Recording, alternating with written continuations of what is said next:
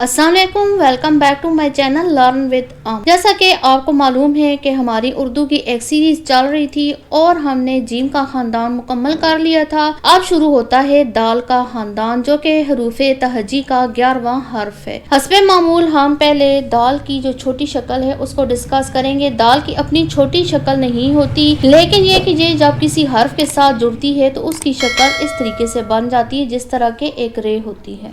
इस तरीके से जैसे कि जब हम लिखते हैं खुदा, तो दाल अपनी ये शक्ल तब्दील कर लेती है।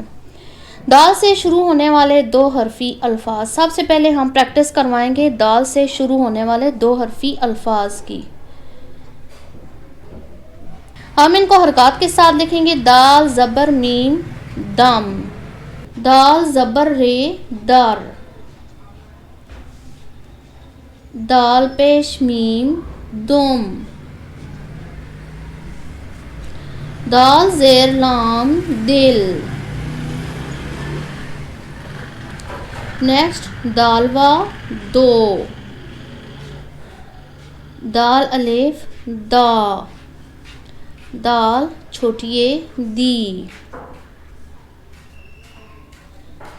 इनकी हम रीडिंग करवाएंगे, इमला करवाएंगे और जब इनकी तरफ से मुतमैन हो जाएंगे तो नेक्स्ट हम स्टार्ट करवाएंगे दाल से शुरू होने वाले से और 4 हरफी अल्फाज।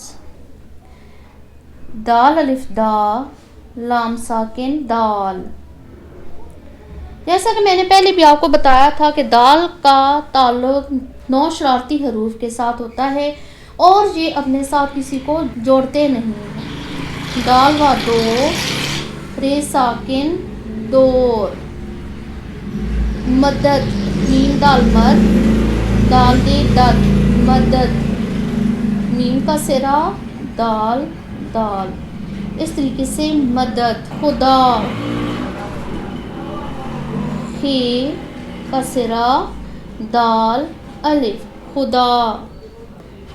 दिरहम, दाल रे ये और मीम, दिरहम। ये समझ लें कि ये जोड़ और ये इनके आगे से तोड़ हैं। वक्त आता है सरगर्मी का। दाल से शुरू होने वाली कोई भी चीज़ लेकर उसकी आप पिक्चर बनाकर बच्चे से कहें कि ये क्या है और फिर इसके बाद उन अल्फाज को फिल करें। दवा, दाल वाव अलिफ वा ते साकिन दवात।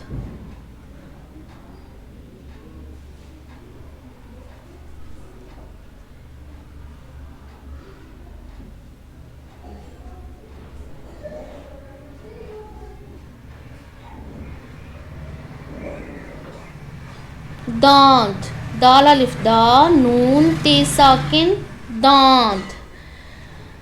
इस तरीके से आप दाल के पूरे लेसन को याद करवाएं, रीडिंग करवाएं, इसके बाद इमला लें और जब बच्चे को पढ़ना आ जाए और उसे लिखना भी आ जाए तो तब अगले लेसन की तरफ जाएं।